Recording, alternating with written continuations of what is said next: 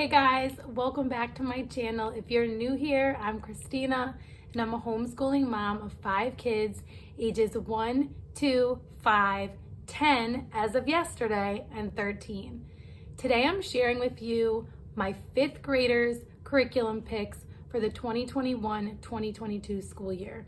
All week on my channel this week, I am sharing with you our curriculum picks for next school year. Also, this entire week, I am collaborating with Nikki over at Nikki Dockery, and the amazing thing about it is we have kids of all different ages. So she has 5 kids as well, all boys. She's an amazing mama, and she is sharing with you guys today her 2nd grade curriculum picks. So you can hear about 5th grade curriculum over here today and 2nd grade over on her channel. So when you are done watching this video, click the link in the description box below to check out her 2nd grade curriculum picks. And if you're not looking for 2nd grade curriculum for next year, I'll also put the link to her channel below because she also has some other awesome videos for homeschooling mamas. So we are just finishing up our 1st year of homeschooling, and I cannot believe that. I talked about that yesterday in my 9th grade curriculum picks video. So if you're looking for 9th grade curriculum and you missed yesterday's video, I'll link that in the description box below as well. You can go check that out when you're done with this video. So where I live, 5th grade starts middle school. And boy, am I glad that we are homeschooling, because I am not ready for my 10-year-old to be a middle schooler. So around here next year, he is just a 5th grader. He is not a middle schooler, so I'm really happy about that. I'm happy that he's not getting on the bus with kids who are in 8th grade or anything like that. I do not have a ton of physical curriculum to show you guys yet, but I did want to share with you what we do have decided as of right now for our 5th grade curriculum for next year. Yesterday, the biggest change for my 9th grader was English, so I started with English language arts picks. For Jackson, my 5th grader for next year, his biggest change in his curriculum is going to be his math. Now, if you saw my year in review video, I talked about how we switched math curriculums halfway through the school year for Jackson, and I share a little bit about that in my year in review video, and I'll probably share more in the future about why we are switching from the master books Math for a Living Education to Simply Good and Beautiful Math. Simply Good and Beautiful Math is the revised math from The Good and the Beautiful. This is not released yet. It will not release to the beginning of August. So I do not have that to show you guys right now, but I am super excited because I feel like it is going to be the perfect mix of what Jackson needs. Long story short, all online math did not seem to work for Jackson. So that's why we are not doing teaching textbooks for Jackson like we are for my 9th grader. We are trying Simply Good and Beautiful Math because it is a hybrid with video lessons and a physical math book. And I feel like this might be just the thing that Jackson needs to really feel like he has a grasp on his math. So I'm really hoping that Simply Good and Beautiful Math will be something that we love. There are samples of each level from K through 5 on the Good and the Beautiful website, which I will link below, and it really looks like a beautiful math curriculum. It even has samples of what the video lessons are like, and it really has a conversational tone. It's very engaging, and I really think it will fit well with Jackson's personality. If it doesn't, we may try teaching textbooks as a backup, and if neither of those work, we may try something different, or we may go back to math lessons for a living education. But I feel really optimistic about Simply Good and Beautiful Math. So that is what we'll be using for math for my 5th grader next year. I did consider getting the Good and the Beautiful Language Arts Level 5 for Jackson, especially because I'm switching my older son over to the Good and the Beautiful English Language Arts. However, I thought it through, and I don't think I'm going to do that. He gets language arts along with the unit studies that we do from Gather Round Homeschool, which I'll talk a little bit more about on Thursday when I share with you guys our family subjects. And I also am going to share with you some of the other stuff I'll be using with him for language arts. That is why I don't feel like I need to go to the good and the beautiful language arts for him at this time. I may change my mind, but right now I will tell you my tentative plan is this.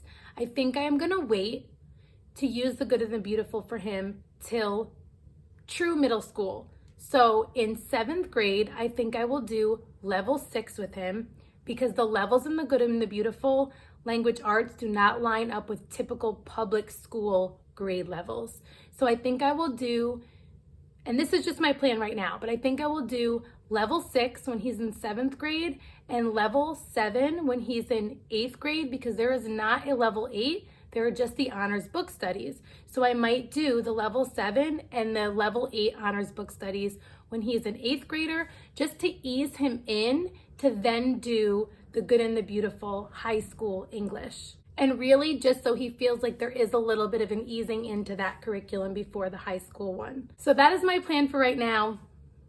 Don't hold me to it. I will keep you guys posted. Now, I shared a little bit yesterday in my 9th grade curriculum picks how we are using the Brave Writer right now as we finish up the 2020-2021 school year. We are doing our first Brave Writer unit, which I've been wanting to try all year and finally did. This is the Boomerang Guide to They Called Us Enemy. I'll try not to talk about it too long in case you saw yesterday's video, but we are absolutely loving this approach to studying literature and learning about mechanics and grammar and all of those things through literature. I absolutely love this. So one thing that we will be doing to include Jackson and to extend his language arts learning is reading both The Magician's Nephew and The Lion, the Witch, and the Wardrobe next year, because there is an arrow guide for The Lion, the Witch, and the Wardrobe and a boomerang guide for The Magician's Nephew. So we may get through more books than that in this series next year, but I know that we'll at least do the 2 of those and the Brave Writer units that go along with them. So that will be language arts, other than, like I said, what's included in Gather Round, which I'll talk about more on Thursday. The only other thing I did think about trying for Jackson for English language arts is the Writer's Jungle by the Brave Writer, and this is a writing curriculum for ages 8 to 18. So I could use this with him. I could use this with Justice if he needs more writing instruction. We'll see how it goes with the good and the beautiful. But that's one thing that if I feel like he needs more once the year starts, I might try out the Writer's Jungle. I'll be honest with you, I am hesitant to have too many separate subjects for separate kids that I have to then manage and oversee. I'm just being honest. I have 5 kids. I also work full time.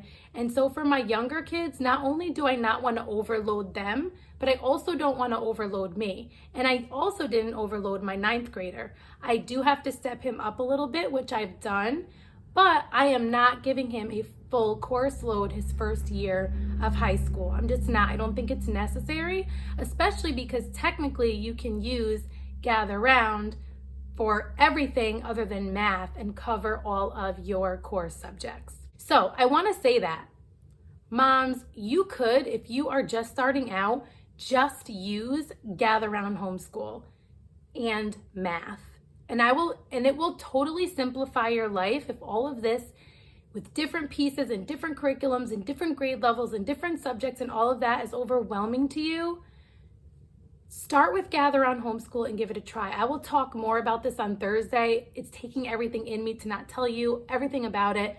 But if all of this overwhelms you, please come back on Thursday and watch my family subjects video, because I will share what we're doing for family subjects, but I'll also share how you could completely simplify all of this, even more so than what I'm doing. I would say I'm probably somewhere in between for next year.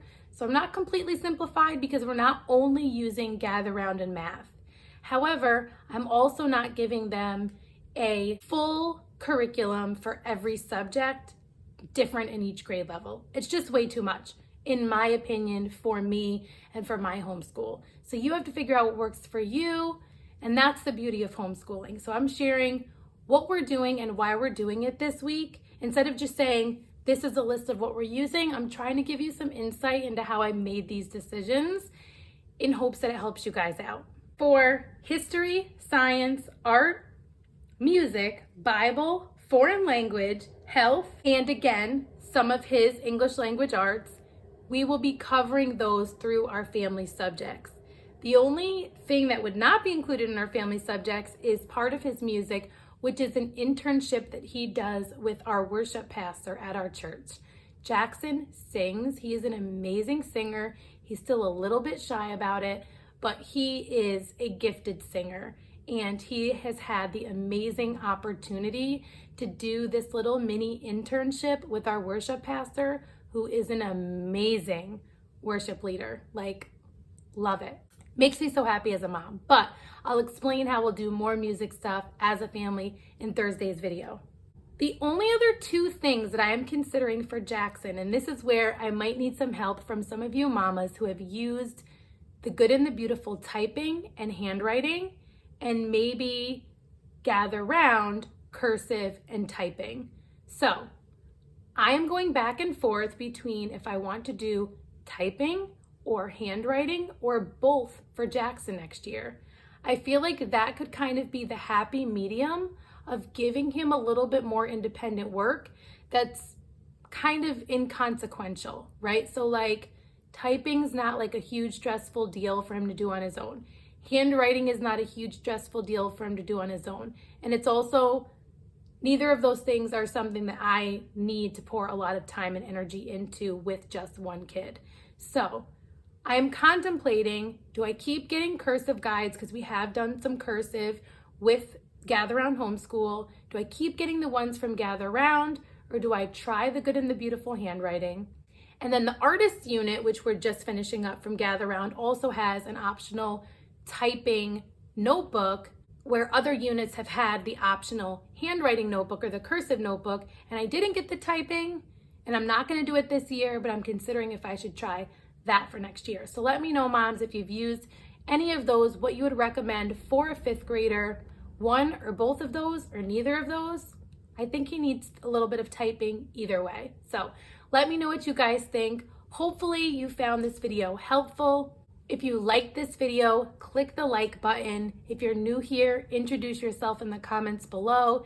If you have some recommendations for me, for my fifth grader for next year, I am more than happy to hear those things. I am still making final decisions, as you can see, on some of these things. If you are not already subscribed, I would love if you would subscribe. If you are here from Nikki's channel, welcome. I'm so glad you stopped by. If you have not seen Nikki's video yet today, click the link in the description box below to see her second grade curriculum picks. Tomorrow we have another mama collabing with us, Jess from the Homeschool Convert. So tomorrow Nikki will be sharing with you her pre-K curriculum picks, Jess will be sharing her kindergarten curriculum picks, and I will be sharing my first grade curriculum picks. So you'll have pre-K, kindergarten, and first grade covered tomorrow. So definitely come back and check out tomorrow's videos if you are looking for curriculum for a pre-K, kindergarten, or first grader for next year. I hope to see you in some of my other videos this week and in the future. And until next time, stay rooted.